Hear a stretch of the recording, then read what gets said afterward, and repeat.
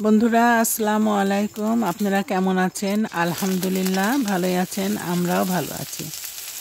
দূরের ও কাছে যে যেখান থেকে আমার ভিডিওটি দেখছেন সবাইকে আমার আন্তরিক প্রীতি ও শুভেচ্ছা জানিয়ে আমি একটি নতুন ভিডিও শুরু করছি। আমি আজকে পটল ভাজি করব।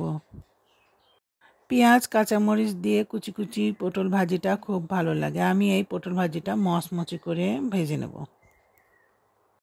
এদিকে আমার ডাল রান্নাটাও হয়ে গেছে। আমি আম দিয়ে ডাল রান্না করেছি। ডালটা এখন আমি বাগার দিয়ে নেব। কিছুক্ষণ নেড়েচেড়ে ভালো করে উতলিয়ে আমি ডালটা নামিয়ে নেব। তেলটা গরম হয়ে গেলে দিয়ে দেব কিছু গোটা গরম মশলা। পেঁয়াজ রসুন কুচি দিয়ে ভালো করে নেড়েচেড়ে পেঁয়াজ রসুনটা আমি গোলাপি করে নেব। এই কাটা পেঁয়াজ রসুনের মধ্যে দিয়ে দেবো পরিমাণ মতো লবণ। লবণ দিয়ে আমি একটু নাড়াচাড়া করে নেব।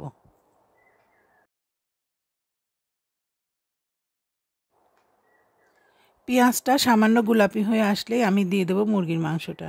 মুরগির মাংসটা দিয়ে আমি যতক্ষণ কাঁচা গন্ধটা না যায় ততক্ষণ আমি সুন্দর করে নেড়েচেড়ে একটু ভেজে নেব। বন্ধুরা, আমার রান্নাটা আপনাদের কেমন লাগে? ভালো লাগলে অবশ্যই কমেন্ট করে জানাবেন আর আমার পাশেই থাকবেন। মাংসটা ভাজা হয়ে গেলে আমি সামান্য পানি দিয়ে দেব। পানি দিয়ে নেড়েচেড়ে সব মশলাগুলো আমি এখন দিয়ে দেব। দিয়ে দেবো পরিমাণ মতো হলুদের গুঁড়া, মরিচের গুঁড়া, জিরার গুঁড়া, আদা বাটা সব কিছু দিয়ে আমি সুন্দর করে নেড়েচেড়ে কষিয়ে নেব।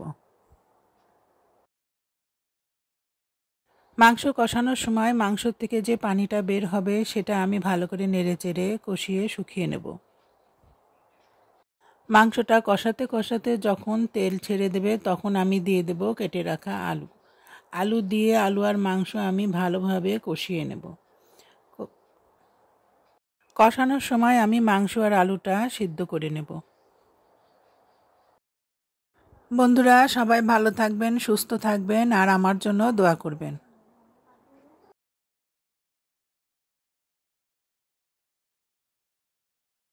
আলু আর মাংসটা যখন সিদ্ধ হয়ে যাবে আমি তখন দিয়ে দেবো পরিমাণ মতো ঝোলের পানি। ঝোলের পানি দিয়ে আমি একটু জোরে জাল দিয়ে রান্না করে নেব। এখন রান্না হওয়ার জন্য অপেক্ষা করব।